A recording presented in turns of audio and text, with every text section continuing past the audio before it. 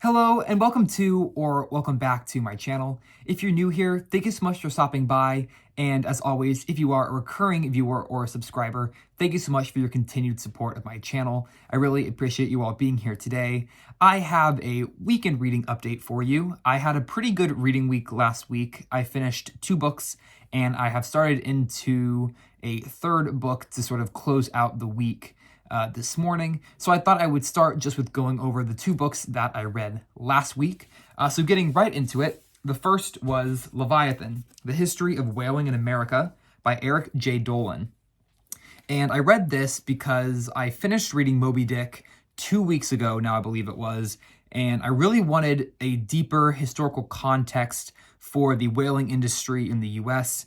Melville does a really good job of inserting a lot of sort of nonfiction elements into Moby Dick, discussing the whaling industry.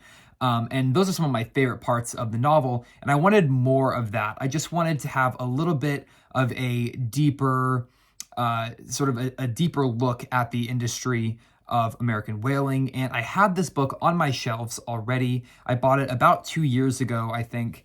And I had never read it. I bought it and just sort of forgot that I had it, remembered about it, and decided that it would be sort of a good time to read it along with Moby Dick, or sort of right after Moby Dick.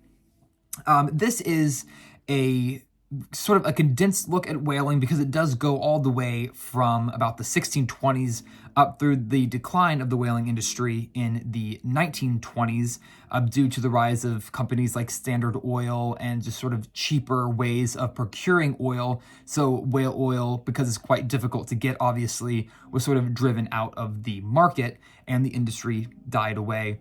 But the writing in this was really entertaining. It was very enjoyable. It's fact-heavy, but not dull or dense. Very readable still. And I would highly recommend it if you are a fan of Moby Dick, or if you are considering reading Moby Dick, but you want a little bit more of a historical context to read, sort of a different context to read the novel through. I would highly recommend picking up Leviathan. The next book that I moved on to was The War Lovers, Roosevelt, Lodge, Hearst, and the Rush to Empire, 1898, by Evan Thomas.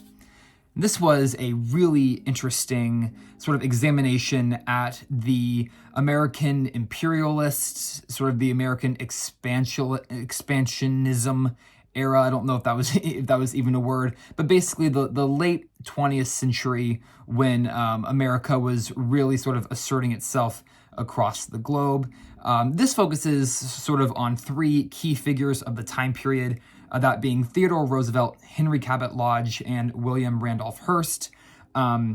Teddy Roosevelt went on, of course, to be president of the United States. He was also governor of the state of New York. Henry Cabot Lodge was a very prominent statesman and senator from Massachusetts, as well as a very close friend and sort of on and off advisor to Theodore Roosevelt. And William Randolph Hearst was an American publisher and newspaper magnate, and sort of the not necessarily the inventor, but the popularizer of sort of sensationalist journalism or tabloid journalism. And so this book really looks into primarily the Spanish-American War and the way that conflict was pretty much curated by these 3 individuals, or at least sort of set into motion, not necessarily created, but certainly encouraged and or set into motion by some of these key political players of the late 19th century. So some really interesting stuff. I didn't know a whole lot about the Spanish-American War going into this, other than the sinking of the USS Maine, and so I was able to learn a lot from this. I also did listen to this along with the audiobook, which I really enjoyed and would highly recommend. Moving on to what I am currently reading, I started H.W. Brand's TR, The Last Romantic, this morning, and so far, I am really enjoying it. I am just at the end of chapter 1, and this is a brick of a book, so I think I'm on page 20 of 800 something, so I have quite a bit to go here. But I'm a big fan of H.W. Brand's writing style, and honestly, Teddy Roosevelt is just such an interesting figure to read about. His personality is just larger than life, I mean, you can see just here on this portrait here, just the amount of energy that was contained within this one man is incredible to read about. And so I'm really enjoying this one. I'll be in this for quite a while. I also picked up the audiobook for this, and I believe it's 35 hours long. So between listening to it and reading it, I'll probably be in it for a couple of weeks, but I'll keep updates coming on this sort of as I make my way through it. But that is everything for today. Thank you so much for watching. I hope you enjoyed. Feel free to leave a comment down below if you would like, and I will see you in the next video. Bye for now, and happy reading.